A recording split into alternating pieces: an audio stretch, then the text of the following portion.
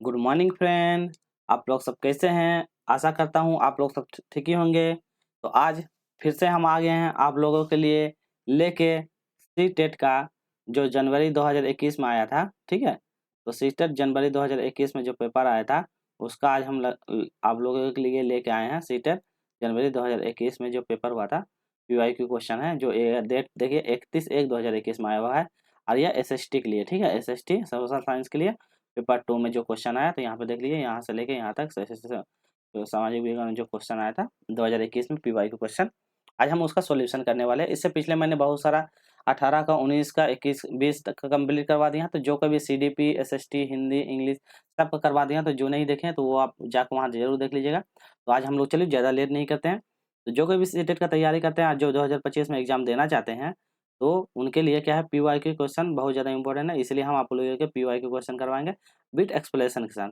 आपको detail explanation भी देंगे ताकि उसके साथ क्वेश्चन के साथ आप एक्स्ट्रा कर लेंगे, ठीक है। तो चलिए ज़्यादा लेट नहीं करते, आज का हम पहला प्रश्न करते हैं। सबसे पहले है, भारत में शरद ऋतु के संबंध में 3 दिया हुआ है, ABC दिया हुआ है, उसके बारे में आपको विचार करके बताना सही कौन सा है, ठीक है।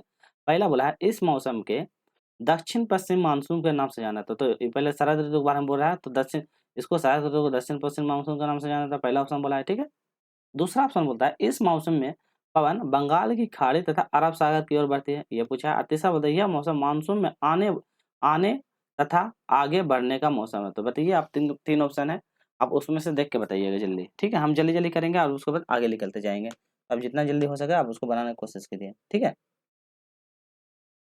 चलिए, तो आगे की ओर बढ़ते हैं। आप अब बताइए जल्दी, उसके बाद निकलते हैं, क्योंकि देखिए क्वेश्चन है बहुत ज़्यादा करना है, क्योंकि बहुत सारा क्वेश्चन है, तो उसको हमको जल्दी जल्दी करके निकलना है, ठीक है।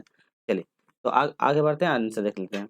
तो इसका सही आंसर हो जाएगा, क्या हो जाएगा, ABC तीनों क्या गलत हो जाएगा, ठीक है। तो ABC तीनों सभी गलत है, तो इसका सही आंसर होगा ABC तीनों गलत। इसका कलर चेंज कर देते हैं, ठीक है।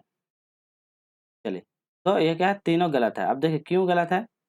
पहला ऑप्शन, यह मौसम दक्षिण पश्चिम मानसून की ओर जाना रहता है, ठीक है। तो ये ऐसा नहीं है, ये गलत हो जाएगा, ठीक। चलिए, फिर दूसरा बात, यह मौसम बंगाल बंगाल की खाड़ी पे सागर होती है, ऐसा भी नहीं है। और यह मौसम आने पर आगे की ओर बढ़ने का मौसम है, ये भी नहीं है, ठीक है। तो ये तीनों तीनों शरद ऋतु के बारे में तीनों गलत है, ठीक है। तो सही हो जाएगा ऑप्शन नंबर डी, ठीक।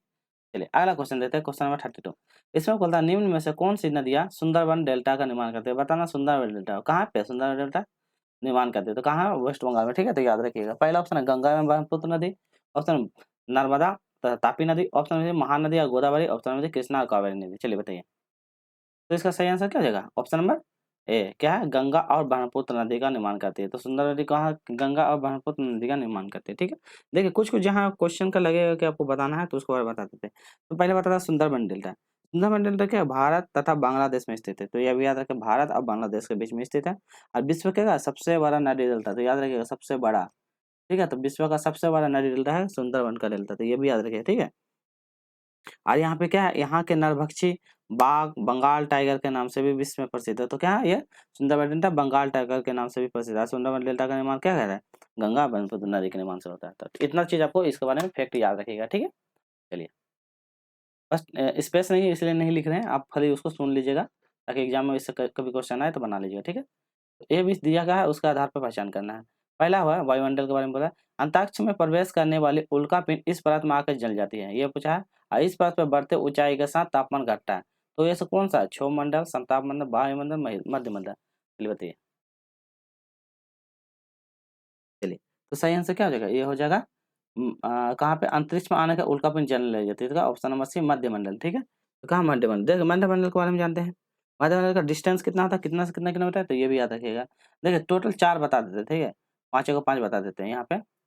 देखिए यहाँ पे पहला, दूसरा, तीसरा, चौथा, 15। सबसे पहले नीचे वाला जो मंडल को इसको बोलते हैं क्षोभ मंडल, क्या बोलते हैं, क्षोभ मंडल, ठीक है, क्षोभ। यहाँ पे से भी लिख देते हैं। क्षोभ के बाद होता है समताप, तो समताप। इसके बाद होता है मध्य, उसके बाद बाह्य, उसके बाद होता है बहिर, ठीक है। तो ये टोटल होता है, ठीक है। तो टोटल बाह्य बहिर, ठीक। देखिए क्षोभ मंडल जिसमें क्या होता है, जिसमें जितने भी वायु संबंधी जितने भी, जैसे पानी तूफान आना, वर्षा होना, तो ये सारे इसमें होते हैं। समताप मतलब जो हवाई जहाज उड़ाने के लिए होता है, तो हवाई जहाज वगैरह जो उड़ते हैं इसमें आता है, ठीक है। मध्य मंडल में वही होता है कि उल्का पिंड जो आसमान से आती है, उल्का पिंड, उल्का पिंड आने के बाद क्या होता है, इस मंडल में आने के बाद क्या कहते हैं, ये जल जाती है। तो इसी में होता है, आने के बाद जल जाती है। इसी में क्या, ओजोन परत भी पाया जाता है, ठीक है। ओजोन परत, कौन सा क्षोभमंडल में, ठीक है, याद रखिएगा। बहिर्मंडल में वही जो सैटेलाइट वगैरह जो ये किया जाता है वो वाला, और जो लास्ट होता है बाह्यमंडल हो गया। अब बहिर्मंडल जो लास्ट होता है जिसमें से 2 गैस पाया जाता है, ठीक है, तो वो जो गैस पाए जाते हैं ये वो लास्ट वाला। तो इतना सारा याद रखिएगा, ठीक है, तो सारा बता दिए आप लोगों को, बहुत इंपॉर्टेंट है, याद रखिएगा, ठीक है। तो सही आंसर ये हो जाएगा। और डिस्टेंस नहीं बताएं तो इसका कितना था, 50 से 80 किलोमीटर होता है, ठीक है, 50 से लेकर 80 किलोमीटर सारा का डिस्टेंस याद रखिएगा, और 0 से 50 उसके बीच में होता है, तो सारा याद रखिएगा आप लोग, ठीक। चलिए अगला बोलता है आपतन का संबंध है। आपतन किससे संबंध है, वायु दाब के साथ, मौसमी पवनी के साथ, सूर्य ऊर्जा के साथ, और बहिर्मंडल में होने वाली गैसों के साथ। चलिए बोले आपतन का क्या संबंध है। बहुत अच्छा क्वेश्चन है, बताइए। चलिए तो इसका क्या, सूर्य ऊर्जा के साथ, तो क्या हो जाएगा सही आंसर, सूर्य ऊर्जा के साथ आपतन का संबंध तो किससे है, सूर्य ऊर्जा के साथ, ऑप्शन नंबर 3 हो जाएगा, ठीक है। चलिए आपतन के बारे में जानते हैं, क्या है इसमें, किसी काल में या किसी क्षेत्रफल में बढ़ने वाले सौर विकिरण की माप। तो किसी काल या क्षेत्र में सौर विकिरण की माप, अब विश्व माप संगठन इसे मापने के लिए क्या है, मिली जूल मीटर स्क्वायर, तो याद रखिएगा मिली जूल मीटर का स्क्वायर, ये भी याद रखिएगा एक्स्ट्रा, ताकि इसके लिए आपको बता दे रहे हैं कि ताकि एग्जाम में कभी आ जाए तो बना लीजिए, ठीक है। इसी को बोलते हैं मेगा जूल वर्ग प्रति किलोमीटर, इसको बोलते हैं, ठीक है, तो ये भी याद रखें, मेगा जूल वर्ग प्रति मिलीमीटर, ठीक है। चलिए क्वेश्चन नंबर 35, इसमें मतलब उचित विकल्पों का सर्च करना है। पहला है शंकुधारी वन, भूमध्य सागरीय वन, उष्णकटिबंधीय वन, सदाबहार वन और शीतोष्ण वन। तो यहाँ पे 4 दिया हुआ है, आपको इसमें से किसी एक का भी पता होगा ना तो आप उसको बना लीजिएगा। तो यहाँ पे दिया हुआ है, आप एक बार इसको ट्राई कीजिएगा। ये देखिए इसमें से 4 में से किसी एक को भी आप पहचान कर लीजिए, आंसर आ जाएगा। आप एक बार ट्राई कीजिए फिर तो बताते हैं।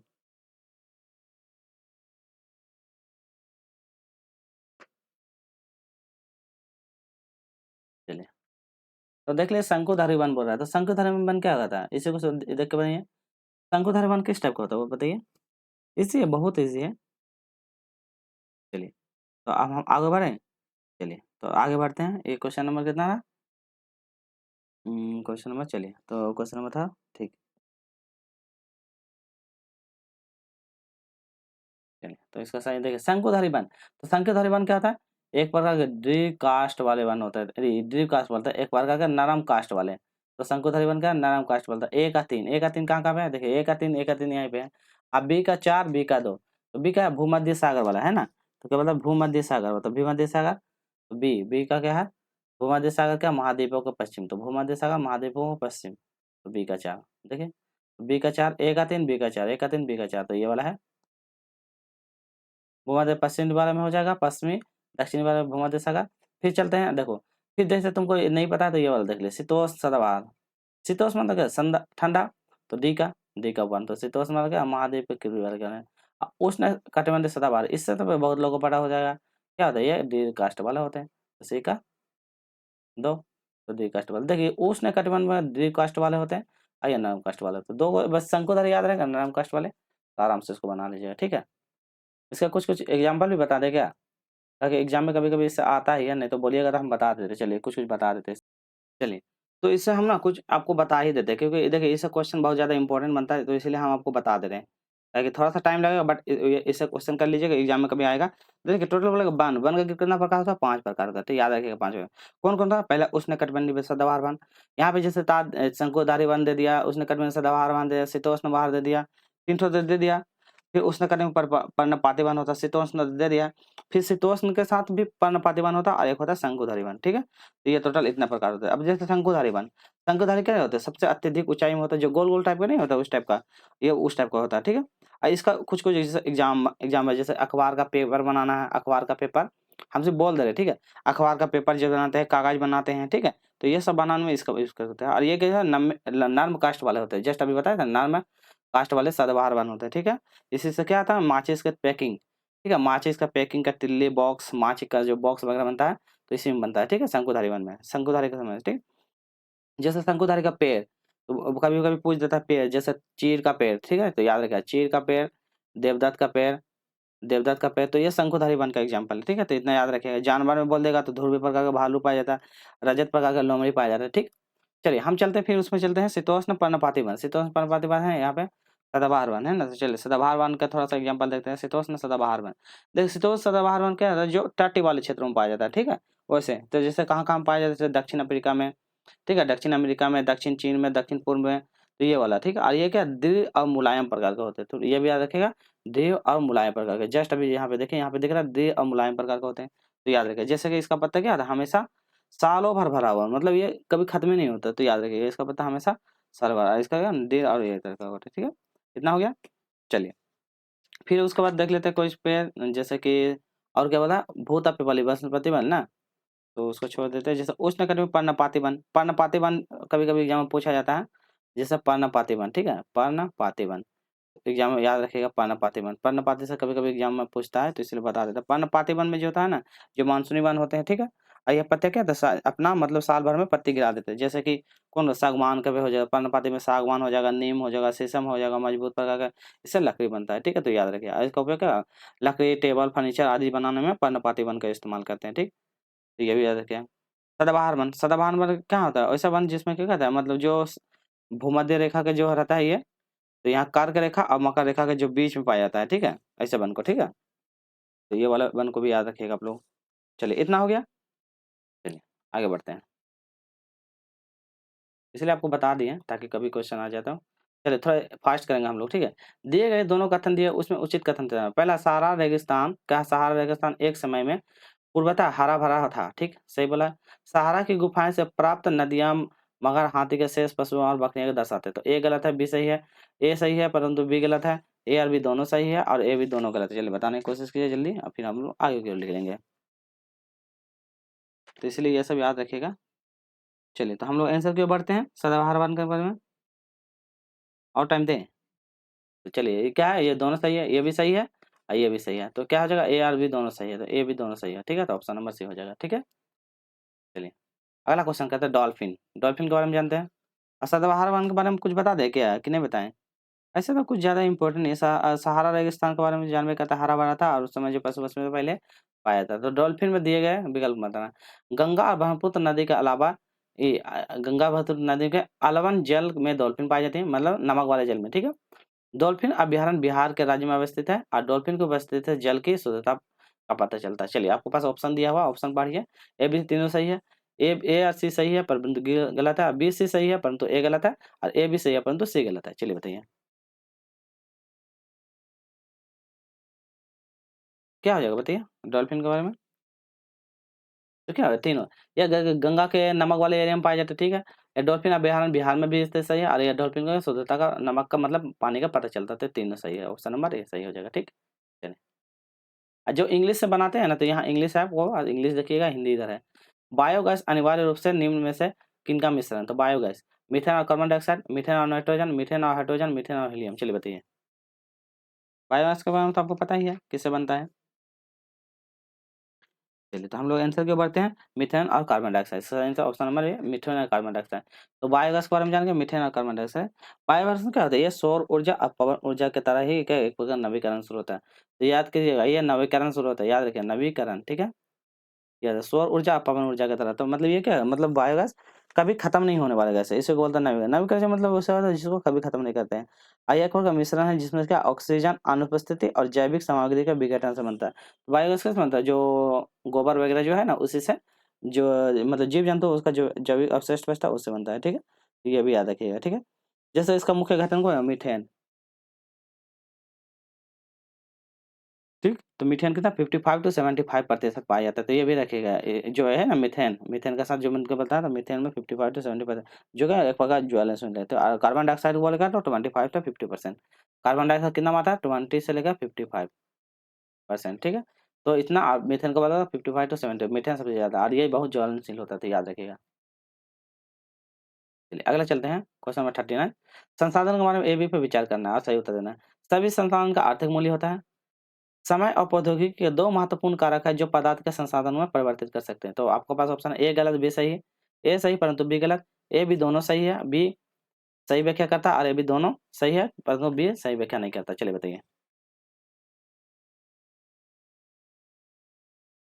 चलिए तो हम लोग आंसर क्यों बढ़ेंगे, आप लोग बनाने की कोशिश कीजिए। तो क्या हो जाएगा इसका, नीचे ए गलत परंतु बी सही, तो कहाँ पे ए गलत परंतु बी सही, ऑप्शन नंबर वन। चलिए देखते हैं ए गलत बी सही, तो ए गलत है। देखिए संसाधन का आर्थिक मूल्य होता है, ऐसा कोई आर्थिक मूल्य नहीं, ठीक है। संसाधन का सही प्रकार होता है, कौन कौन सा होता है, मानव निर्मित होता है, प्राकृतिक संसाधन होता है, तो अलग-अलग संसाधन होता है, इसका सिर्फ़ आर्थिक मूल्य ही नहीं होता, वैसा नहीं है। बी है समय और प्रौद्योगिकी 2 महत्वपूर्ण कारक है जो कि संसाधन को परिवर्तित हाँ, समय और प्रौद्योगिकी दोनों महत्वपूर्ण कारक होते हैं, तो ये याद रखिएगा, ठीक? चलिए क्वेश्चन नंबर 40 बताते हैं निम्न में से परंपरागत ऊर्जा के स्रोत के बारे में पहचान करना है। खनिज तेल, प्राकृतिक गैस ईंधन, कोयला ईंधन, बायोगैस, जल विद्युत, भूतापीय ऊर्जा, ज्वारीय ऊर्जा, परमाणु ऊर्जा और सौर ऊर्जा, जल विद्युत। तो बताइए ना इसमें से परंपरागत स्रोत कौन-सा है?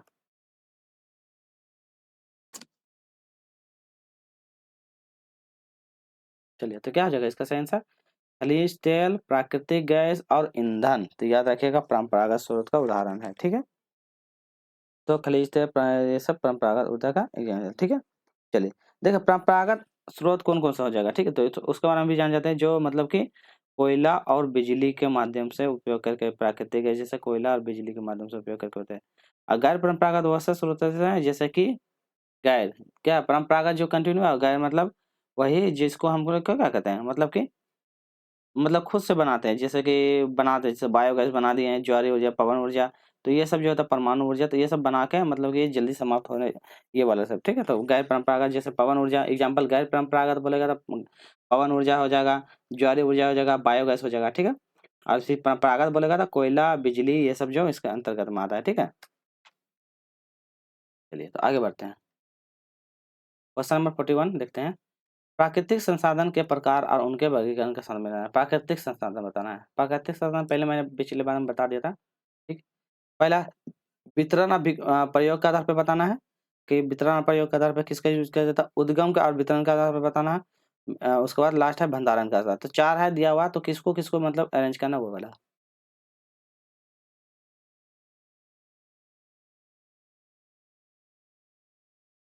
एक भी पता होगा ना तो बना लीजिएगा। देखिए इसमें देखिए उद्गम, उद्गम का साथ-साथ देख लीजिए। उद्गम का साथ क्या है इसका उद्गम का साथ जैव और अजैव होता है। तो प्राकृतिक संसाधन का उद्गम में उद्गम बोला ना तो उद्गम का साथ निकालिए जैव और अजैव याद रख लीजिएगा। तो उद्गम का साथ जैव अजैव ठीक है? चलिए। अब फिर तो वितरण का साथ तो वितरण का साथ होता है क्या सर्वव्यापी का साथ तो ये वाला ढूँढ लीजिए। बी का 2 सी का 3 तो बी का 2 सी का 3 कहीं पे है? बी का 2 है, सी का 3 है, ये है। तो इसका सही आंसर ऑप्शन 1 हो जाएगा। ए का 1 तो ए का 1 हो रहा है विकास का दर पे तो ये वास्तविक संभाव्य संसाधन है। तो ये हो जाएगा, इतना याद रखिएगा, ठीक? चलिए 42 में देख लेते हैं। इसमें बोलता है कथन दिया हुआ है, ए में बोलता है लगभग 12 साल पहले भारत में कई क्षेत्रों में गर्मी बढ़ने के कारण घास के मैदान बने, ठीक है? तो 12 साल पहले की बात बोल रहा है, ठीक है? हिरन, बारहसिंगा, बकरी, भेड़ और मवेशी जानवर जैसे जानवर की संख्या में बढ़ोतरी होती है। चलिए बताइए। ऑप्शन दिया हुआ ऑप्शन नहीं पढ़ रहे हैं आप लोग बनाने की कोशिश कीजिए। चलिए, तो क्या है ये तो सही है कि 12 साल पहले ये गर्मी करने का घास का मैदान को बढ़ने लगा, ठीक है? ये भी सही है। हिरन, बारहसिंगा, मवेशी मवेशी की संख्या हाँ, ये भी बढ़ा है। परंतु एक चीज़ है पर देखिए ये दूसरा है कि इसमें बोला गर्मी बढ़ने के कारण हिरन, बारहसिंगा, बकरी, भेड़ आदि बढ़ा, ऐसा तो नहीं है कि ये गर्मी बढ़ा तभी हो तो बकरी-उकरी तो पहले ऑलरेडी इससे कोई मतलब नहीं है। देखिए इसका रिलेशन और इसका रिलेशन बहुत डिफरेंट है। दोनों से बट दोनों का व्याख्या नहीं करता है। ये भी दोनों सही है परंतु व्याख्या नहीं करता है। ठीक है? तो ये याद रखिएगा। चलिए, पुरा स्थलों के संदर्भ में निम्नलिखित में कौन सही है बताना है। पहला वह स्थान जहाँ वस्तुओं के अवशेष मिलते हैं, यह केवल जमीन के ऊपर पाए जाते हैं, यह केवल जमीन के अंदर पाए जाते हैं, यह समुद्र और नदी के तल में कभी नहीं पाए जाते। तो आपको बताना पूरा स्थलों के बारे में बताना। तो पूरा स्थल के बारे में इसमें से आपको एक भी पता है ना एलिमिनेट कर लीजिएगा। पूरा स्थल के बारे में भी फिर बताएँगे, ठीक है? चलिए, तो पहले हैं, देखिए पहले यहाँ पे केवल ज़मीन के ऊपर पाया देखिए केवल-केवल जो है ना उसको काटिए। तो बी भी जहाँ है वहाँ काट दिए, बी यहाँ है, बी यहाँ है, काट देते हैं। डी में देखते हैं, ये समुद्र और नदी के तल में कभी नहीं पाए, ऐसा नहीं है कि कभी नहीं पाया, पाया गया हो सकता है, बोलता कभी नहीं पाएँगे तो पाया गया तो होगा, तो डी भी काट दीजिए। तो कौन-सा सही होगा ऑप्शन नंबर ए। तो ये पढ़िए वह स्थान जहाँ वस्तुओं के अवशेष मिलते हैं, ठीक है? तो इसी को बोलते हैं पुराण स्थल बोलते हैं, ठीक है? तो जहाँ वस्तु के अवशेष मिलता है उसको हम क्या कहते हैं पुरा स्थल बोलते हैं। तो अब पुरा स्थल क्या होता है? उस स्थान को कहते हैं जहाँ पे क्या औजार, बर्तन, इमारत जैसे वस्तु का अवशेष मिलता है। तो याद रखिएगा कहाँ जहाँ औजार औजार, वस्तु और इमारत, ठीक है? इमारत के जो अवशेष वगैरह मिलते हैं तो उसे क्या होता है पुरा स्थल कहते हैं। और ऐसी वस्तु का निर्माण लोगों के काम के लिए करते हैं और उन्हें बड़ी तो काम क्या करते हैं और उन्हें वहीं छोड़ देते हैं। ये जमीन के ऊपर अंदर कभी भी समुद्र और तल में नहीं पाएगा, ठीक है। तो याद रखिएगा, ये जमीन का ऊपर अंदर और समुद्र का तल पे कभी भी नहीं पाएगा। ये क्या होता है, मतलब कि ढूंढ के इसको निकाला है, ठीक है। तो याद रखिएगा पूरा स्थल था। चलिए अगला करते हैं हड़प्पा के बारे में।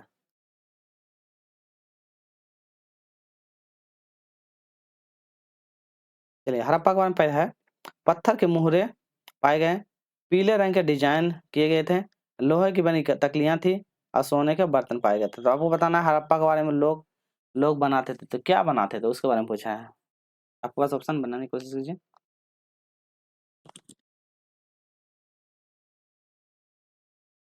चलिए चलिए तो सही देख लेते हैं। देखिए सोने का बर्तन पाया गया था, डी जहाँ जहाँ है वहाँ सोना का बर्तन सही है। पत्थर के मुहरे भी पाएगा तो ये भी सही है। तो ए और डी जहाँ जहाँ वो तो सही हो जाएगा, ए और डी। तो ए भी सही है, डी भी सही है। तो दो को तो मिल गया। अब देखते हैं पीले रंग का डिजाइन नहीं, क्योंकि काले रंग का डिजाइन किए हुए थे। लोहे की बनी तकली है, ऐसा नहीं है, लोहे के बारे में उस समय उतना वो लोग डेवलप नहीं हुआ था, ठीक है। तो याद रखिएगा, तो ये और डी सही हो जाएगा, ठीक। कुछ के बाद जैसे हड़प्पा का खोज कौन किया था, हड़प्पा का खोज किया था, कौन सा किया था, राखाल दास बनर्जी। तो याद रखिएगा, ठीक है। 1921 में, 22 में, ठीक है। नहीं, राखाल दास बनर्जी को तो मोहनजोदड़ो किया था, ठीक है। मोहनजोदड़ो बोलेगा तो मोहनजोदड़ो का राखाल दास बनर्जी, राखाल दास बनर्जी 1922 में, ठीक है। याद रखिएगा 22 में। हड़प्पा का दयाराम साहनी, दयाराम साहनी कब किया था, 1921 में, ठीक है। तो ये याद रखिएगा। और कहाँ पे स्थित है, सिंधु नदी के तट पे स्थित है। अगला, एक क्या है, महापाषाण काल के दो कंगाल मिले, ठीक है। तो कब्र में दो कंगाल मिले थे, इन दोनों में क्या है, महिलाओं के कंगाल का अनुमान देखा गया। तो देखिए महापाषाण काल में कंगाल जब मिला तो उसमें क्या उसको पता चला कि ये महिला कंगाल। तो आपको हड्डी के हिसाब से बता देना है या किसके हिसाब से बताना है कि वो उस महिला का ही है, बताइए। पहला है हड्डी के संरचना के आधार पे, कंगाल के साथ मिले आभूषण के आधार पे, कंगाल के आकार के आधार से, कंगाल के साथ मिले खाना पकाने के बर्तन के आधार। तो आपको बताइए कि कौन सा सही होगा, कि मतलब महिला का पहचान वो लोग कैसे किया, तो वो बताइए। आसान है, बनाने की कोशिश कीजिए, फिर बताएंगे महापाषाण काल के बारे में, ठीक है। चलिए तो इसका सही आंसर है केवल, देखिए सबसे पहले देखिए सिर्फ क्या है, कंकाल के साथ मिले आभूषण का कंकाल। तो देखिए ऐसा नहीं कि आभूषण सिर्फ महिला पहनते थे, आभूषण उसमें पुरुष भी पहनते थे, ठीक है। तो ये भी पुरुष भी। तो पहला तो बी जहाँ जहाँ काटिए, बी यहाँ काट देते हैं, ठीक है। हड्डी के संरचना का अवशेष मिले थे, हाँ हड्डी के संरचना के साथ अवशेष मिले थे, ठीक है। तो हड्डी के संरचना तो ए तो फिक्स है कि ए बनेगा। ए जहाँ जहाँ ए के साथ, अब बी में देख लेते हैं, बी तो कट गया, सी में देखते हैं। सी में क्या होता है, कंकाल के आकार, आकार से नहीं पता कर सकते हैं, आकार से नहीं देख सकते आकार में, क्योंकि उस समय में आकार से, तो सी भी कट जाएगा। डी में है कंकाल में खाना बनाने के बर्तन। तो बर्तन से हम कैसे पहचान सकते हैं कि महिला ही खाने बनाते थे, पुरुष भी बनाते थे, बच्चे भी हो सकते बनाता है, ये नहीं। तो ऑप्शन नंबर ये सही हो जाएगा, ठीक। चलिए अगला क्वेश्चन नेक्स्ट देखते हैं। प्रारंभिक काल के शुरू करके आरोही क्रम बताना है, ठीक है। आरोही क्रम एक होता है अवरोही क्रम, अवरोही, ठीक है। तो आरोही और अवरोही वाला, तो ठीक है। तो आपको बताना है, आपको उसमें से खोज के, ठीक है। चलिए आप लोग बनाने को, चलिए तो ये हो गया। अब आरोही आरोही के बारे में जान जाते हैं। तो आरोही और अवरोही के बारे में जानते हैं। तो देखिए आरोही क्या होता है, आरोही मतलब बड़े, मतलब कि बड़े क्रम में, ठीक है।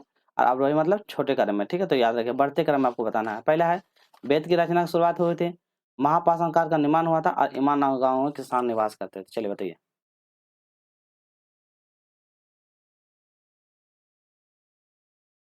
क्या हो जाएगा इसका सही आंसर, ए बी सीधे सब हो जाएगा। तो वेदों की रचना शुरुआत हुई थी, महाभारत का निर्माण हुआ था, इमरान गांव का हुआ था, और चरक। तो ठीक है, ये चार हो जाएगा कंटिन्यू, ठीक है, याद रखिएगा। चलिए अगला चलते हैं। हाल ही के काल में शुरू करके अवरोही, अब यहाँ होता अवरोही मतलब कि पहला बढ़ते क्रम अब छोटे क्रम के उल्टा, उल्टा निम्नलिखित को सजाना है। लोहे का प्रयोग में बढ़ोतरी, नगर आहत सिक्के, उपमहाद्वीप में लोहे के प्रयोग की शुरुआत, या अरी का मैडू पतन में बसाना, और संगम साहित्य की रचना का शुरुआत। चलिए बताइए।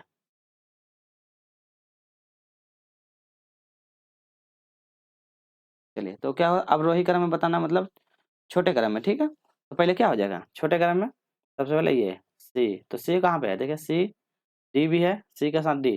तो सी डी अग्रम पटन में बसना, फिर संगम साहित्य की रचनाकार। सी डी जहाँ जहाँ, तो दो जगह तो फिक्स है कि सी डी डी होगा, वहाँ की ये काट दीजिए। इतना फिक्स है कि सी से स्टार्ट होगा, ठीक है। अब दो हम काट दिए, तो उसके बाद क्या है, अब देखें ए। तो सी डी ए क्या है, लोहे के प्रयोग का बढ़ोतरी। तो C D A, C D A option number जगह 3। चलिए अगला क्वेश्चन कर लेते हैं। चोल मंदिर धार्मिक, सामाजिक और सांस्कृतिक जीवन का केंद्र था। ठीक, पहला, चोल कांस्य प्रतिभा देवी देवताओं पर की थी और कुछ प्रतिभाएं भक्तों ने की थी। तो पहले बोला कि वो मंदिर सामाजिक संस्कृति पे था। चोल की कांस्य प्रतिमा देवी देवताओं की थी और कुछ प्रतिमाएं भक्तों की भी थी। आपको बताना है इसमें से खोज के, ठीक है। थोड़ा सा आपको टाइम दे रहे हैं, आप लोग बनाइए, फिर हम आंसर की ओर बढ़ेंगे, ठीक है।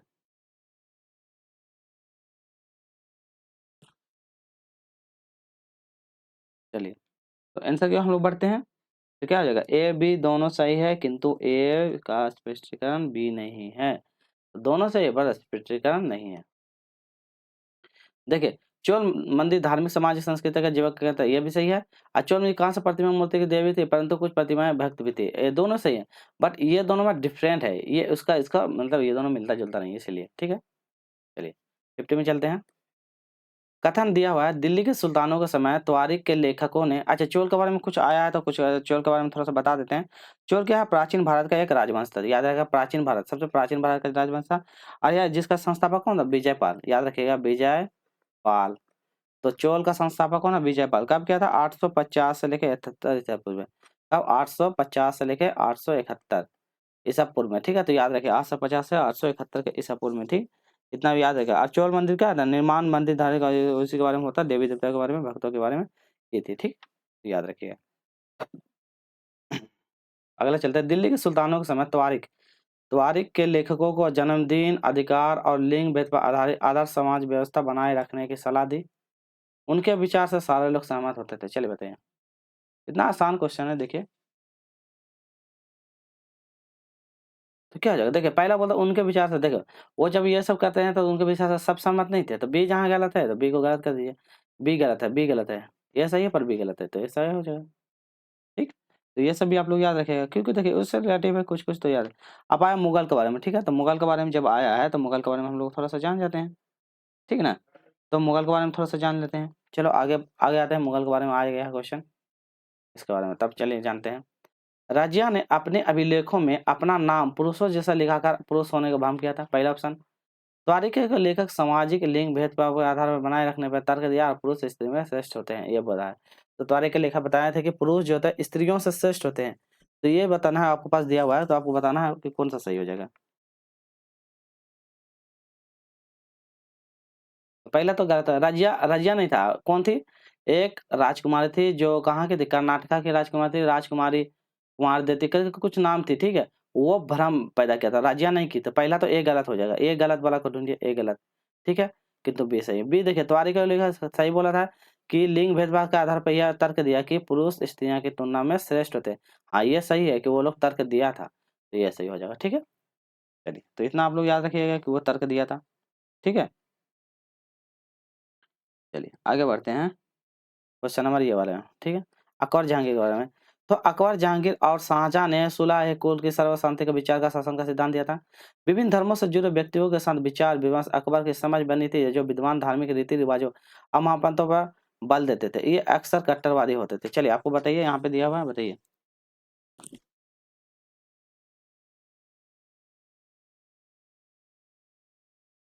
चलिए तो इसका देख लेते हैं, आप आगे को बढ़ते हैं, आप लोग बनाए। चलिए तो इसका सही है, दोनों सही है, ठीक है।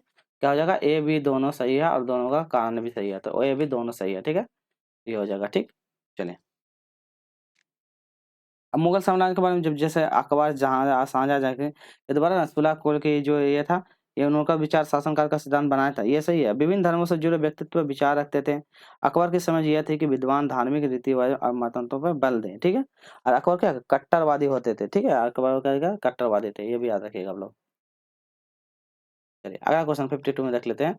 दिल्ली के सुल्तान और मुगल के काल के सैनिक कर्म समाज ज़्यादा सरल हो गया है। तो क्या है, समाज ज़्यादा सरल हो गया बोला है।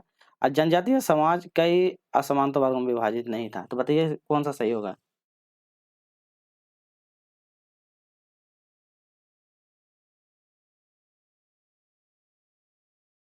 चलिए तो क्या हो जाएगा, ऑप्शन नंबर ये भी सही हो जाएगा, दोनों सही है और उसका ये क्या कहता है।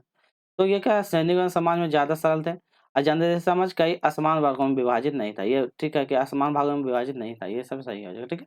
तो ये भी याद रखिएगा आप लोग, ठीक है ना। चलिए हम लोग आगे और बढ़ते हैं।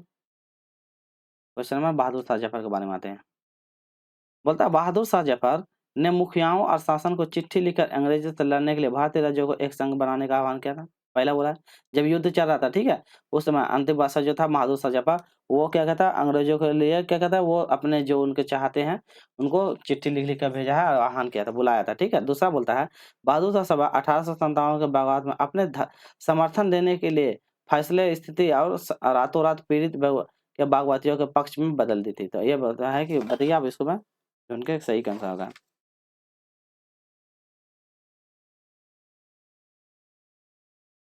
चलिए तो देख लेते हैं तो क्या हो जाएगा। हाँ, ये बात दोनों सही है। उस समय क्या कहता वो उसको बुलाया था, तो दोनों सही है, ए और बी दोनों सही है। ये छोड़िए, ए और बी दोनों सही है, ठीक है। और उनको सुनिश्चित भी करता है क्योंकि बहादुर शाह जब 1852 के समर्थन देने के लिए ये देखिए 1857 क्रांति के बारे में, ये भी क्रांति के बारे में, तो दोनों एक दूसरे को साझा भी करता है, तो ये भी याद रखिएगा, ठीक है। चलिए 54 में देखते हैं, हम लोग बढ़ते हैं आगे के। औपनिवेशिक काल के दौरान महिला जाति एवं सुधार के संदर्भ में निम्न में कौन सा विकल्प गलत है? बताना है जाति सुधार के बारे में कौन सा विकल्प गलत है वो बताना है, ठीक है। पढ़िए आप लोग। पहला पढ़ते हैं हम लोग, चलिए। पहला पढ़ते हैं पंडित रमाबाई ने पूना का विधवा पूना की स्थापना की। दूसरा, प्राचीन ग्रंथ में ज्ञान को सुधारकों को नए कानून बनाने की मदद मिली। अब विद्यासागर ने विधवा पुनर्विवाह को सुझाव दिया था। असमर्थन समाज में केवल केवल हिंदू ग्रंथों के विचार विमर्श करते थे। चलिए बताइए।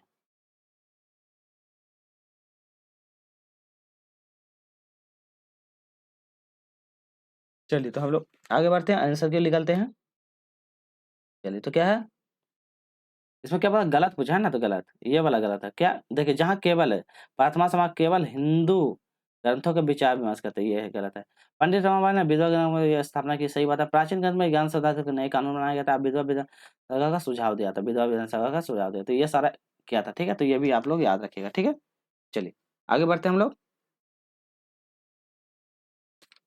चलिए आप देखते हैं प्रार्थना समाज के बारे में, थोड़ा सा देख लेते हैं क्या बोला था प्रार्थना समाज के बारे में। कुछ कुछ 37 हो गया ना, हाँ। एक मिनट, आपको प्रार्थना समाज के बारे में थोड़ा सा डिटेल बता देते हैं ताकि प्रार्थना समाज का कभी आ जाए। तो हाँ चलिए। गोविंद रानादे 31 मार्च 1857 बम्बई में मूर्ति व्याधि पर बाल विवाह हिंदू समाज के कुछ चीजों को विरोध करने। चलिए हटाए, बाद में देखेंगे वो सब। चलिए अगला क्वेश्चन कर लेते हैं 55 में, देखते हैं। क्या तेलंगाना राज्य पहले भारत के किस राज्य से हिस्सा था? तो बताइए तेलंगाना राज्य पहले भारत का कौन राज्य का हिस्सा था? मध्य प्रदेश, कर्नाटक, महाराष्ट्र, आंध्र प्रदेश। चलिए बताइए। ये तो आसान क्वेश्चन है। तो क्या था option number D Andhra Pradesh. तो क्या आंध्र प्रदेश, ठीक है। तो याद रखिएगा आंध्र प्रदेश के बारे में आया तो तेलंगाना क्या था पहले, आंध्र प्रदेश। उस समय जो क्या था भारत का 29वां राज्य था और जम्मू कश्मीर का जो लद्दाख का केंद्र पालित प्रदेश बना था, 28वां बना था और इसको फिर गठन हुआ था और 2 जून 2014 को यहाँ से क्या अलग हुआ था। कब हुआ था? 2 जून 2014, याद रखिएगा, ठीक है। उस समय अलग हुआ था, ठीक है। चलिए अगला क्वेश्चन 56 में कर लेते हैं। निम्न में से कथनों पर ध्यान दें और लोकतंत्र के बारे में संज्ञानात्मक सही भूमिका का चयन करना है, ठीक है। सही भूमिका का चयन करना है, ठीक है। चलिए आगे को बढ़ते हैं और सही भूमिका का चयन करना है। चलिए बनाइए। इसमें इसमें समाचार के माध्यम से नागरिकों को सूचना पहुंचानी चाहिए थे। इस विज्ञापन के दृष्टिकोण को समाचार कार्यक्रम के माध्यम से देनी चाहिए थे और इस दृष्टिकोण की चर्चा करनी चाहिए थी। चलिए लोकतंत्र के बारे में पूरा है, बताइए आप लोग। नीचे ऑप्शन है, आप ऑप्शन देखिए, आप बताइए।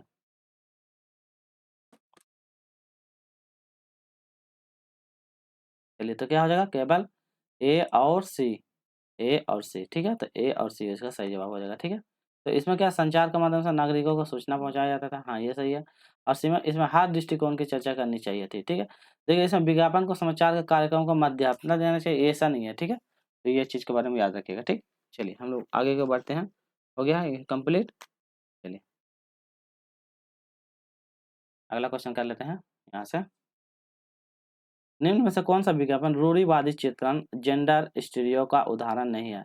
तो जेंडर स्टीरियो आपको पता ही ना कि जेंडर स्टीरियो का पुरानी जमाना परंपरा से ही पता चलता है कि उसमें क्या था मतभेद, मतलब पहले से ही कान में बता दिया जाता है कि ये होता है लड़की का काम होता है घर का पोछा पाल करना और काम पुरुष का काम होता है बाहरी काम करना, ठीक है। उस तरफ होता है लड़की बर्तन साफ करेगी, ये करेगी, खाना बनाएगी, ये सब उसको मन में भ्रम रहा है। पहला स्पोर्ट्स जो था विज्ञापन में एक लड़की के फुटबॉल खेलते हुए दिखाई गए थे।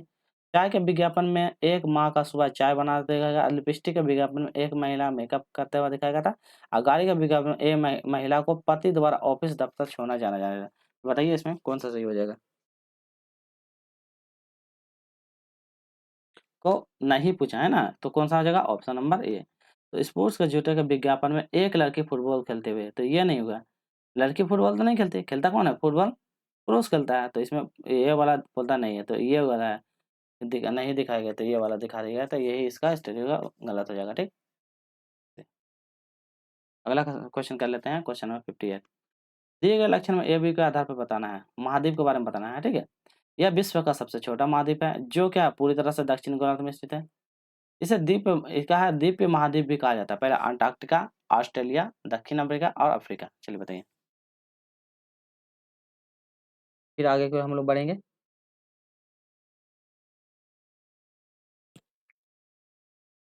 कौन सा? ये छोटा महाद्वीप, छोटा जब बोल दिया ना छोटा, तो आपको पकड़ लेना है कि ऑस्ट्रेलिया महाद्वीप के बारे में बोल दिया। जब भी बोलेगा छोटा महाद्वीप, ऑस्ट्रेलिया के बारे में। चलिए ऑस्ट्रेलिया के बारे में जाना है, तो ऑस्ट्रेलिया के बारे में जाते हैं। क्या है, सब विश्व का सबसे छोटा महाद्वीप है। अब पूरी तरह दक्षिण गोलार्ध में भी है, ये तो ठीक है। इसे क्या है, द्वीपीय महाद्वीप भी कहते हैं। ये तो बोलता है द्वीपों का महाद्वीप बोलता है, द्वीपीय महाद्वीप। ठीक है, इसके बारे में जानते हैं। जिसकी राजधानी कहाँ है? ऑस्ट्रेलिया का राजधानी कहाँ है? कैनबरा, याद रखेगा, कैनबरा। तो ऑस्ट्रेलिया की राजधानी कहाँ है? कैनबरा, याद रखेगा।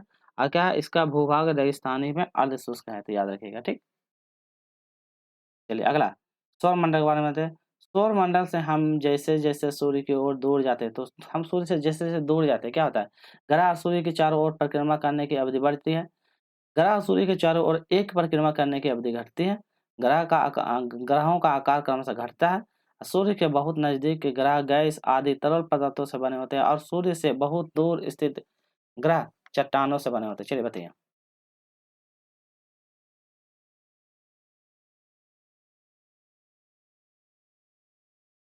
तो क्या होता है इसमें, परिक्रमा की ओर क्या होता है, अवधि बढ़ जाती है। तो ऑप्शन में सूर्य के चारों एक एक परिक्रमा करने की अवधि बढ़ जाती है। तो सौर मंडल हम जैसे जैसे क्या होता है, सूर्य की ओर दूर जाते हैं। तो देखिए ये सौर मंडल है, यहाँ से ये ब्रह्मांड है, मतलब यहाँ से सूर्य है, तो क्या कहते हैं, यहाँ पे सभी ग्रह हैं।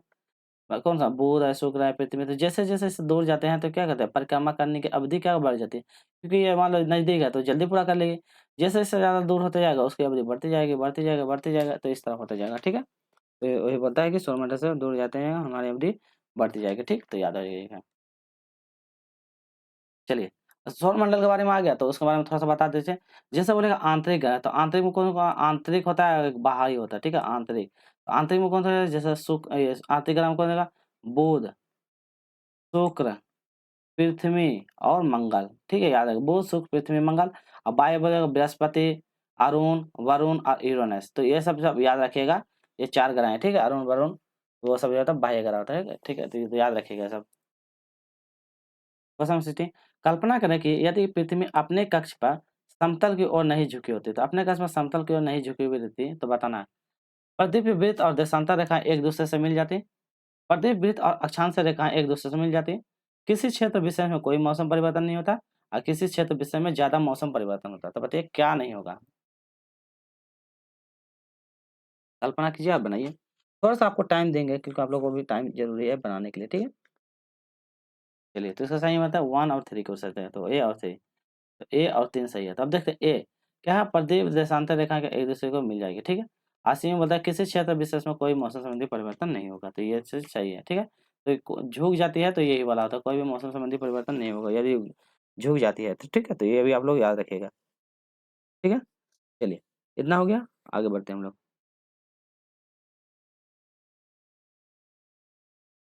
61 में चलते हैं। आधा घंटा हो गया लगता है ना। भारत में ग्राम पंचायत के कितने वर्षों का कार्यकाल चुना जाता है? तो बताना, ग्राम पंचायत में कार्यकाल कितने वर्षों? आप स्पीड करते हैं, 5 वर्ष, 6 वर्ष, 4 वर्ष, 3 वर्ष। तो ग्राम पंचायत कितने वर्ष में चुना जाता है बताइए? तो 5 वर्ष में चुना जाता है। तो कितने वर्ष में? 5 वर्ष में चुना जाता है। तो ये भी आप लोग याद रखिएगा, ग्राम पंचायत का चुनाव कितना? 5 वर्ष में चुना जाता है। ठीक है, तो याद रखिएगा आप लोग। चलिए,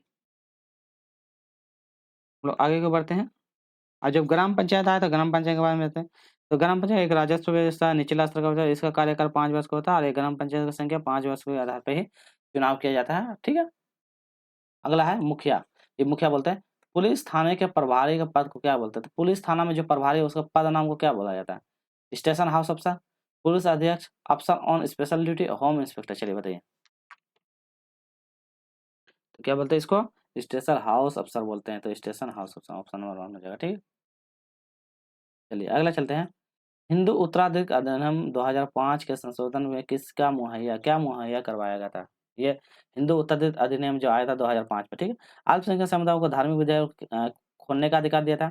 महिलाओं एवं पारंपरिक संपत्ति को बराबर हिस्सेदारी का अधिकार दिया था। हिंदू समुदाय का विवाह संबंधी विशिष्ट कानून का अधिकार और पुरुष का तलाक के बाद मुआवजा देने की जिम्मेवारी सुरक्षा का अधिकार। तो बताइए कौन इस अधिकार में क्या मुहैया करवाया गया था? बहुत इंपॉर्टेंट है। तो इसमें यही 2005 का जो अधिनियम है तो क्या हो रहा है? परिवार को बराबर संपत्ति देने का अधिकार के बारे में वर्णन किया है। तो महिलाओं को भी परिवार के संपत्ति में बराबर अधिकार देने का बात किया है, ठीक है? तो यह अधिनियम आया था, ठीक है? याद रखिएगा। चलिए, अगला है भारतीय संविधान की व्याख्या का अंतिम अर्थवैनिक किसे माना जाता है? अर्थवैनिक किसे माना जाता है? भारत का राष्ट्रपति, सांसद, न्यायपालिका, अटॉर्नी जनरल। तो क्या हो जाएगा इसका सही आंसर? ऑप्शन नंबर सी न्यायपालिका, ठीक है। अब जानते हैं न्यायपालिका के बारे में भी जान जाते हैं, न्यायपालिका का क्या काम होता है। देखिए भारत का अंतिम रूप से जो फाइनल जो न्यायपालिका जो सुप्रीम कोर्ट के पास होता है, न्यायपालिका है जो कानून को क्या कहता है, कानून का सही अर्थ निकलता है और यही दंड देने आगे का जो भी प्रक्रिया होता है न्यायपालिका ही काम होता है, ठीक है। तो याद रखिएगा आप लोग। इंग्लिश में बोलते हैं पार्लियामेंट, ठीक है। अगले याद रखते हैं अत्यधिक निवारण अधिनियम जो 1989 को एक निम्नलिखित में से कौन से समुदाय को न्याय दिलाने के लिए पारित किया गया था? तो न्याय दिलाने के लिए पारित किया गया था। दलित एवं अल्पसंख्यक, अल्पसंख्यक एवं आदिवासी, आदिवासी एवं दलित, केवल अल्पसंख्यक। बताइए।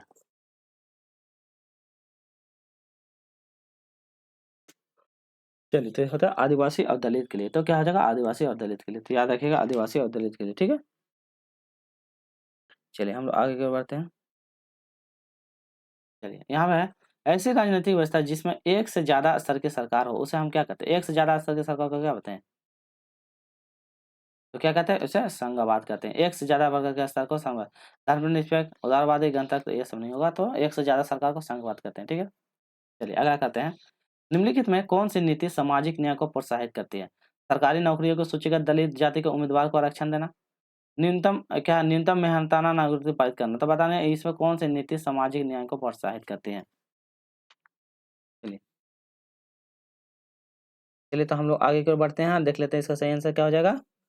ए और बी दोनों। तो क्या हो जाएगा? ए और बी दोनों हो जाएगा। इसका सही हो ए बी दोनों हो जाएगा। तो ये सरकारी नौकरी को सूचीगत दलित में, तो दलित के लिए क्या करें? सरकारी के लिए आरक्षण देता ही है।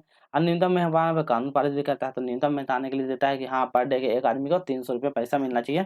तो ये एक प्रकार का सरकार के द्वारा कानून पारित किया गया, ठीक है। पहले आपको पहले ही क्वेश्चन एक्सप्लेन कर देंगे या आंसर पहले बताएंगे? नई दिल्ली के वास्तुशैली की चर्चा कीजिए और एक शिक्षक को केंद्रित होना चाहिए। तो बताइए नई दिल्ली की जो वास्तुशैली है, जो पढ़ाने का तरीका जो है, ठीक है, उस हिसाब से बताना है कि शिक्षक को केंद्रित क्या होना है, शिक्षक केंद्रित क्या होना चाहिए। कैसे? पर्यटन इमारतों को देखते हैं।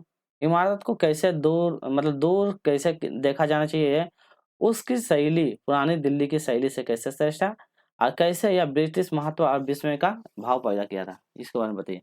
वास्तुशैली के बारे में पूछा है, क्या होगा? कैसे विशिष्ट और महान शैली का भाव पैदा किया था, याद रखिएगा, ठीक। चलिए 69 पे आ गया, उसके बाद और 20 क्वेश्चन है। इतिहास शिक्षण का उद्देश्य केंद्रित होना चाहिए। तो इतिहास शिक्षण, इतिहास पढ़ने का क्या केंद्रित होना, फोकस होना चाहिए ऑब्जेक्ट पे। भूतकाल में क्या घटित हुआ यह क्या बताना है, भूतकाल में यह कैसे घटित हुआ यह याद दिलाना रखना है। उन मुद्दों को पहचान करना जो वर्तमान के प्रासंगिक है, आधुनिकता के क्रियाकलाप की क्षमता को विकसित करता है। तो बताइए क्या मतलब इतिहास शिक्षण का क्या उद्देश्य होना चाहिए?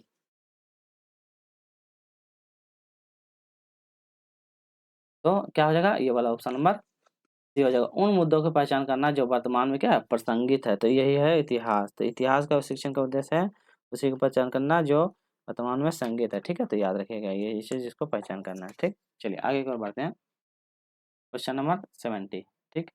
देखते हैं क्या समसामयिक मुद्दों को सामाजिक विज्ञान की कक्षा में लाने का क्या उद्देश्य होना चाहिए? पहला, देश से जुड़े हुए मुद्दे के प्रति रुचि बढ़ाना, विश्लेषण और आलोचनात्मक मूल्यांकन करने के कौशल विकसित करना, और क्या है संत खबर मुहैया कराकर विषय को प्रति रुचि पैदा करना, और विद्यालय परिसर में अधिगम और विद्यालय को बाहर दुनिया से जोड़ना और में मदद करना। इसमें से आप एक भी गलत कर दीजिएगा तो फिर आंसर निकाल लीजिएगा। चलिए बनाइए। अच्छा है क्वेश्चन, एक बार अच्छे से पढ़िए, ठीक है।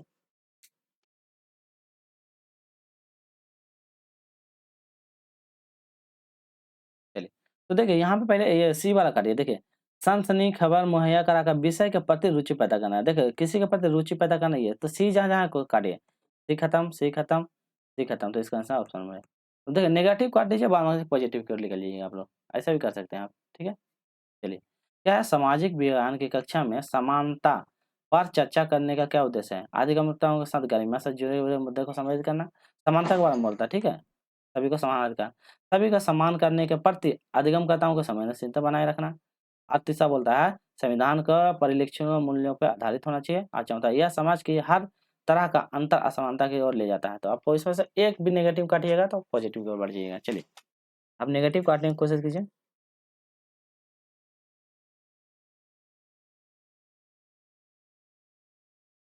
चलिए, तो क्या बोलता है, देखिए यहाँ पे पहले ही बोल दिया है, हर हर तरह के अंतर असफलता को ले जाता है, ये गलत है, नेगेटिव। तो डी डी जहाँ का दिया, यहाँ डी, यहाँ डी, यहाँ डी, तो option number A B C सही हो जाएगा। तो तीनों के तीनों सही हो जाएगा, ठीक है, ए बी सी। देखिए एक नेगेटिव काटते हैं तो तीनों सही हो जा रहा है ना, तो आप ऐसे भी कर सकते हैं।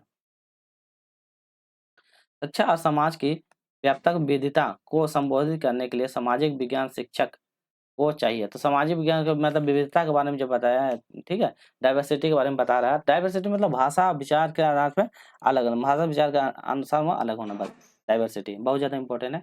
हमेशा डाइवर्सिटी को क्या है, सपोर्ट करना चाहिए। पहला है, विभिन्न संस्कृति से जुड़े उदाहरण कक्षा में चर्चा को शामिल करना चाहिए। केवल उन्हीं उदाहरण को लेना चाहिए जो अधिकांश बहुमत के लिए प्रासंगिक हो। अपने व्यक्तिगत अनुभवों को कक्षा में साझा करने के लिए विद्यार्थियों को प्रेरित करें। चलिए, इसमें से एक भी नेगेटिव काटिए, आंसर आ जाएगा आपका।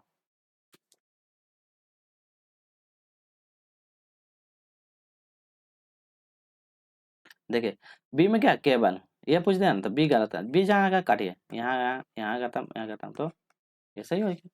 कैसे काटते हैं, देख ले, आपको सिखा रहे हैं एकदम, बस आपको इसी तरह सीखना है। और इस तरह का आपको वीडियो अच्छी लगी तो लाइक शेयर सब्सक्राइब जरूर कीजिएगा।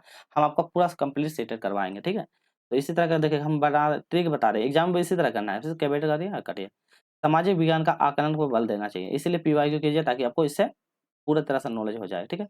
तो सामाजिक विज्ञान का आकलन, आकलन क्या था, आकलन का मतलब होता है वही असेसमेंट, मतलब असेसमेंट करना, जांच करना, ठीक है? तो किस पे बल देता है? पहला तो उन अधिकारों की पहचान करना चाहिए जो असफलता हो रहे हैं। अधिगमताओं की कक्षाओं को लेखन की और क्षमताओं को जांच करना चाहिए, ठीक है? इसमें बोलता है अधिगम कक्षाओं की सूचना को याद करने के मापन करना चाहिए। अपने अधिगम की विभिन्न दैनिक परिस्थितियों से जोड़ने की अधिगमताओं की क्षमताओं को विकास करना है। चलिए, इसमें से काटिए।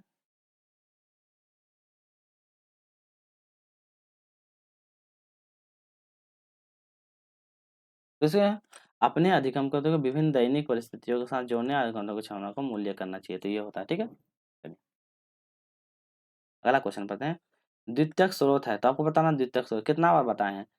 सीए बोली मतलब क्या है? सीए बोली दिया लिखा है, इलेक्ट्रोड ये दिया हुआ जेम्स मिल द्वारा लिखित a history of British India, भारत का संविधान, या रविन्द्रनाथ टैगोर की पेंटिंग।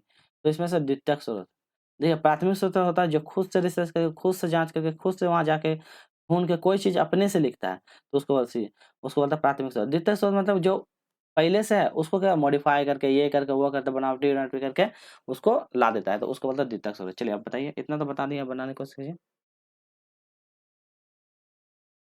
तो ये है द्वितीयक स्रोत, कौन सा है, ये वाला, ठीक है? तो सीएल बैली द्वारा लिखित इलेक्ट्रॉनिक और मॉडर्न ऑफिस, तो इसी को है, किसी का द्वारा लिखा हुआ था, उसी को मॉडिफाई करके ये ला दिया था, तो ये हो जाएगा, ठीक है? चलिए, 75, औपनिवेशिक भारत में स्त्री शिक्षा के बारे में बता रहा था कि बताना औपनिवेशिक समय में, ठीक है? तो उसमें बताना है कि विद्यार्थियों की आत्मकथाओं में से किसको संदर्भित कर सकते हैं, ठीक?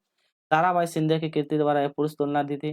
रामसुंदरी देवी द्वारा आमार जीवन के बारे में बताया था। रुकैया सगात हुसैन ने कृत सुल्ताना का स्वप्न के बारे में बताया, और सत्तार नगा ने मलिका का। तो आप जो भी पढ़े हैं क्लास 8 का, एनसीईआरटी क्लास 8 का क्वेश्चन ये बुक से है, ठीक है? चैप्टर नंबर 4 शायद है, 4 या 5 से। तो बताइए सही कौन सा है? तो इसका कौन सा सही होगा बताइए? अच्छा क्वेश्चन है ये वाला। तो क्या हो जाएगा, ताराबाई शिंदे द्वारा ये दी थी। ताराबाई शिंदे दिया था स्त्री और पुरुष समाज के थे। अमर सोनार वाला दिया तो दूसरा को दिया था, ठीक है? तो हमारे तो ताराबाई शिंदे द्वारा यही किया, स्त्री पुरुष के बारे में बताया था, ठीक है? चलिए, अगला चलते हैं। भूगोल शिक्षण को किन मुद्दों से जुड़े संदर्भित पाठ्य प्रस्तुत करनी चाहिए? तो भूगोल से मुद्दे जुड़े हुए ये परिक्षेप करने का विकास करना चाहिए। पहला है संसाधन, संसाधन और संरक्षण के बारे में, विकास और विस्थापन के बारे में, विविधता से जुड़ी एक चुनौती के बारे में, और मानव विकास के। तो भूगोल में आप क्या क्या पढ़ते हैं, क्या क्या टॉपिक लेते हैं, वो बारे में पूछा है। आप एक भी काटिएगा ना, फिर समझ में आ जाएगा।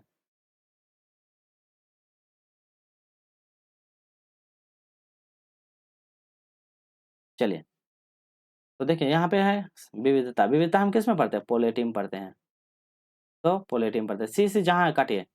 सी कहीं है, यहाँ काटिए, सी और कहीं नहीं, तो देखिए ए बी। अब डी में देखिए मानव विकास भी होता है, विकास का विस्थापन होता है, मानव का संरक्षण, हम तीनों चीज करते हैं, A B D, A B D हो गया ना, आराम से निकल गया। जियोग्राफी में पूछा कि जियोग्राफी में क्या पढ़ते हैं, तो वो चीज़ है, तो हम पॉलिटी वाला चीज़ नहीं पढ़ते, उसको काट के निकाल दीजिए। अगला है, एक सक्रिय सामाजिक विज्ञान की कक्षा अधिगमकर्ता को प्रेरित है। तो एक मतलब एक्टिव जो होता है सामाजिक विज्ञान की जो कक्षा रहता है, वो अधिगम लर्निंग में जो होता है, वो किस प्रकार का सहायता करती है, किस प्रकार का प्रोसेस को आगे बढ़ाती है। चर्चाओं को न्यूनतम रखना चाहिए, इसलिए पाठ्य पुस्तक को पठन पर केंद्रित होना चाहिए, ऐसा है? या व्याख्यान को सुनना और समझने के पर निर्भर रहना, ऐसे ही? या चुनावी प्रोजेक्ट में भागीदारी बनाना, ऐसे? तो किस प्रकार का आपको एक्टिविटी को अधिगमकर्ता को प्रेरित कर सकते हैं? चलिए, तो देखते हैं क्या होगा, चुनौती भरे प्रोजेक्ट देंगे। हम क्या कहते हैं, हमेशा चुनौती भरे प्रोजेक्ट भागीदारी हिस्सा बनाएँगे हमेशा, इसमें बच्चों को एक्टिविटी ज़्यादा होती है, ठीक है? चलिए, क्वेश्चन नंबर 78 की ओर बढ़ते हैं। अध्याय के अंत में दिए गए प्रश्न के बारे में निम्न कथन पर सही पूछना है, तो सही पूछा है, ठीक है? सही बताइएगा, ठीक है? पहला है, ये विद्यार्थी को अवधारणाओं को अपने शब्दों में बताने और मुद्दे पे वाद-विवाद करने के लिए प्रेरित करते हैं, पहला है, ठीक है? प्रोजेक्ट कार्य की तुलना और विभेद करना अध्याय के अंत में दिए गए प्रश्नों का प्रकार है, तो प्रोजेक्ट वर्क क्या है? तुलना और विभेद करने के बारे में बता रहा है। ये अधिगम को हमें पहले और पढ़ाई गई अवधारणाओं को समझ विस्तृत करता है, तो आपको बताइए इसमें पढ़िए और उसमें बताइए कौन-सा सही हो सकता है। नहीं तो गलत काटने की कोशिश कीजिए। गलत भी काटिएगा ना, तो गलत के माध्यम से भी आप उसको निकाल सकते हैं, ठीक है?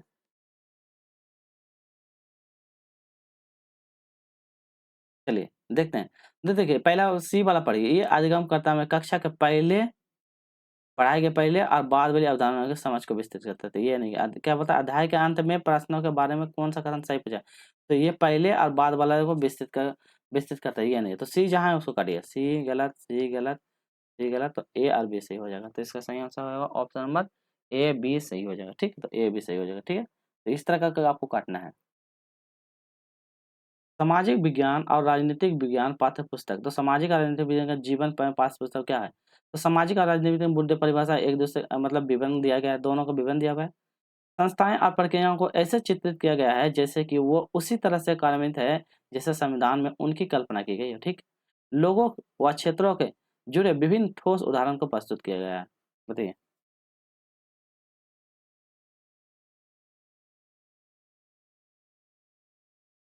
चलिए, तो देखिए इसमें पहले क्या बोला, बी नंबर देखिए। संस्थाओं और प्रक्रियाओं को ऐसे चित्रित किए गए जैसे कि वो उसी तरह से कार्य थे जैसे संविधान में उनकी कल्पना किए गए थे। तो ऐसा किया गया बताइए? नहीं किया गया। देखिए संविधान में लिखा गया है, बोला गया है कुछ और, पर किया गया कुछ और। संविधान में कानून बनाया गया कि ऐसा नहीं करना चाहिए, अस्पृश्य छूत-पात में भेदभाव नहीं करना चाहिए, पर अभी वास्तव में हो रहा है। तो बी जहाँ पे गलत है, बी वाला गलत है, तो बी को छोड़कर सब सही हो जाएगा। तो बी यहाँ, बी यहाँ, बी यहाँ, तो ऑप्शन में ए और सी सही हो जाएगा। ठीक? इस तरह करके आपको काटनी है।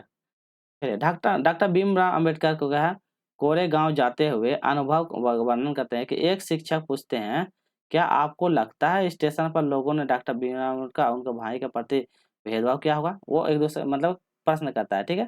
शिक्षक पूछता है, तो आपको बताना है इस प्रश्न के शिक्षक किसकी ओर देता है? शिक्षक जो पढ़ाने के कौन सी शैली पे ध्यान दे रहा है?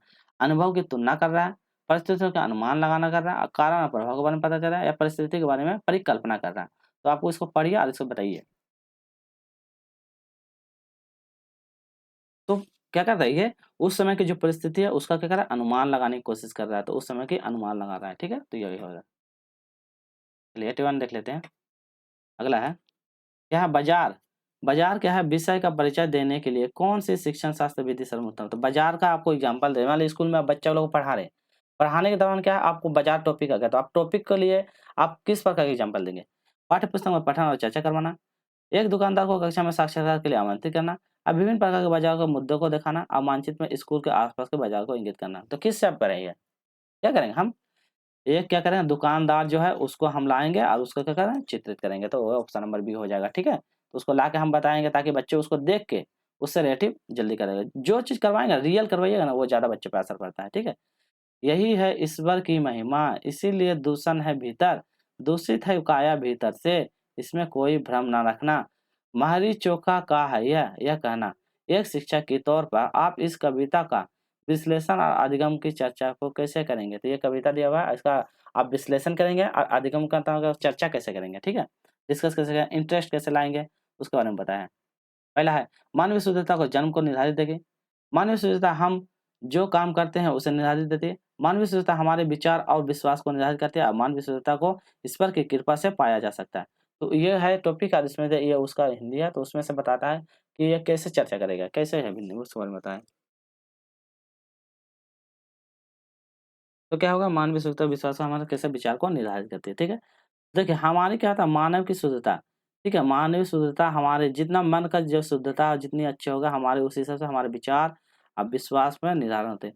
यदि हमारा मन सुधार है, शुद्ध है, अच्छा अच्छा उत्तम विचार है, तो हमारे क्या विचार जो है वो भी शुद्ध होगा। हमारे मन में खोट है तो वह हमारे साथ वो हमें नहीं होते, तो यही उसी के बारे में बोला है, ठीक है।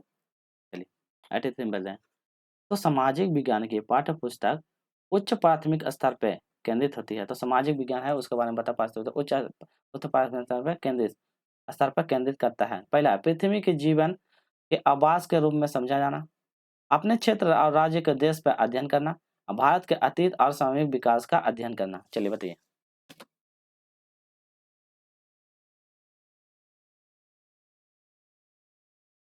चलिए तो आगे बढ़ते हैं हम लोग, आप लोग बनाइए। तो इसका सही है क्या हो जाएगा, ए बी सी तीनों सही है, ठीक है। पृथ्वी के जीवन आवास के रूप में समझ बनाना चाहिए, अपने क्षेत्र और राज्य देश का अध्ययन करना, ये भारत के अतीत और समसामयिक विकास का अध्ययन करना। तो यही है सामाजिक विज्ञान की पाठ्य पुस्तक उच्च प्राथमिक स्तर पर केंद्रित करता है, ठीक है। चलिए अगला 84 में देख लेते हैं। ग्लोब और प्रकाश के स्रोत का इस्तेमाल करके एक शिक्षक निम्न में से किन अवधारणाओं को दर्शाता है। एक ग्लोब ले लिया और यहाँ प्रकाश ले लिया, तो उसके बारे में जो मतलब कि अध्ययन करवा रहा है, तो वह कौन सी समझ ये कर रहा है, मतलब कौन सी मतलब वो कॉन्सेप्ट को क्लियर कर रहा है। पहला बता परिक्रमण करवा रहा है, दिन रात के बारे में बता रहा है, मौसम संबंधी प्रक्रिया बता रहे हैं या वर्षा का बता रहे हैं। तो ग्लोब और एक मतलब क्या ग्लोब और प्रकाश के स्रोत के माध्यम से इस्तेमाल करके वो क्या समझाना चाहता है, बताइए। बस एक नेगेटिव है, उसको नेगेटिव कर दीजिए। ठीक है, मौसम परिवर्तन के बारे में नहीं बताया, क्या ग्लोब में मौसम परिवर्तन के बारे में जिक्र नहीं किया गया, ठीक है। तो सी काट दीजिए, सी खत्म सी खत्म सी खत्म, तो क्या आ जाएगा ए हो जाएगा। ऐसा कर सकते हैं, ठीक। चलिए आगे चलते हैं, 85 में जाते हैं। एक शिक्षक के तौर पर आप इतिहास के लोहा बनाने वाली फैक्ट्री के मालिक के विषय पर चर्चा चर्चा करते समय भूगोल की पाठ्य पुस्तक के किस अध्ययन के साथ इसका संबंध स्थापित करेंगे, ठीक है। ये मतलब इतिहास के लोहा बनाने वाली फैक्ट्री के मालिक के विषय में चर्चा करते समय भूगोल, अब भूगोल पढ़ा बट इतिहास का टॉपिक आ गया लोहा की फैक्ट्री के बारे में, तो उसके बारे में आप हिस्ट्री से कैसे स्थापित मतलब उसके बारे में पढ़ाएगा, उसके बारे में आप कैसे बच्चों का मतलब अध्ययन करवाएंगे, ठीक है, संबंध स्थापित करेंगे। खनिज संसाधन, उद्योग और फिर ऊर्जा संसाधन हमारी पृथ्वी के अंदर, तो कैसे उसको बदलना बताइए।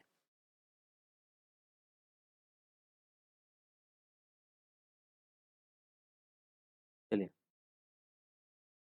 देखते हैं। ऊर्जा मतलब ऊर्जा संसाधन, तो ए बी डी कहाँ पे, ए बी डी तो हो जाएगा ए बी और डी। ऊर्जा संसाधन छोड़ के बाकी सारा सही हो जाएगा, ठीक है। तो इतिहास बारे में ऐसे हुआ है, ऊर्जा संसाधन का पूर्ण रूप से जिक्र पे खनिज देखे, खनिज हिस्ट्री में, उद्योग और पृथ्वी के अंदर, ठीक है। तो ये वाला ऊर्जा छोड़ के बाकी सब आ जाएगा, ठीक। चलिए, एक शहर के स्कूल में भूगोल की कक्षा में वनों के प्रकार अभी जस्ट बनाए वन के कितना 5 प्रकार होते हैं। वन के प्रकार में परिचय देने के लिए सर्वोत्तम विधि, वन के प्रकार में सब विचार देने के लिए कौन सा विधि हो जाएगा। विद्यालय के समीप वन के क्षेत्र का भ्रमण का आयोजन करवा देंगे। क्षेत्र में पाए जाने वाले वन के पावर को प्राण को प्रदर्शन बना देंगे। विभिन्न प्रकार के वनों पर आधारित डॉक्यूमेंट्री दिखा देंगे, या वनों के प्रकार के कार्य करने के लिए अधिगम को छोटे समूह में बांट देंगे। तो क्या करेंगे हम क्या करें, जस्ट उसको क्या कहते हैं हम प्रोजेक्ट उसको हमेशा ध्यान देके उसको उसी चीज़ को करवा लीजिए। तो विभिन्न प्रकार वनों के आधार क्या डॉक्यूमेंट्री दिखा देंगे बच्चों को, तो इससे क्या होता है उसमें जल्दी वो समझ जाएगा, जल्दी उसे रिलेट कर लेगा। भूकंप पर चर्चा के दौरान व्यवहारिक कौशल अधिगम में विकास करने हेतु शिक्षक पर बल देना। तो भूकंप के बारे में बच्चों को क्या था उसके बारे में मतलब कि बताइएगा व्यवहारिक रूप से, मतलब कि बाई चांस भूकंप कभी आ गया तो आपको उससे बचना कैसे उसके बारे में पूछ रहा है। तो भूकंप के प्रकार के बारे में, भूकंप के दौरान बरती जाने वाली सावधानी के बारे में बताया गया। हालिया भूकंप की घटना का चर्चा करेंगे, आप भूकंप से जुड़ी गतिविधियों का प्रदर्शन करवाएंगे, क्या करवाइएगा। हम क्या बोलेंगे जब भूकंप के बारे में, तो बच्चे को भूकंप के बारे में बताएँगे कि भूकंप से कैसे सावधानी बरतनी चाहिए, भूकंप से कैसे बचा जाता है, जब भी आ जाए तो क्या करना है।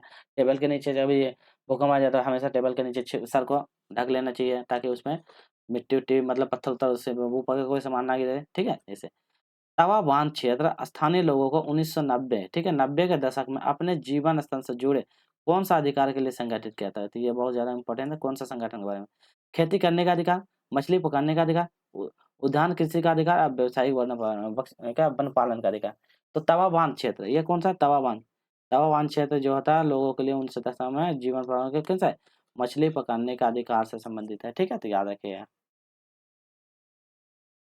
चलिए और 2 क्वेश्चन है।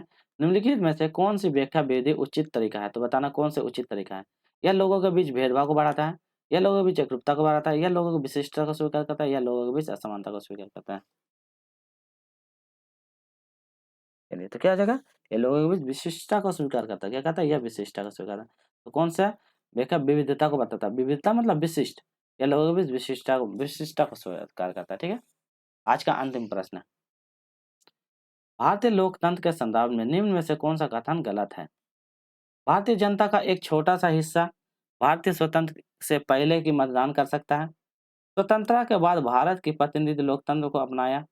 भारत में सरकार के लोगों को अप्रत्यक्ष रूप से चलाते हैं। अब भारत में पहला आम चुनाव 1950 में हुआ था। चलिए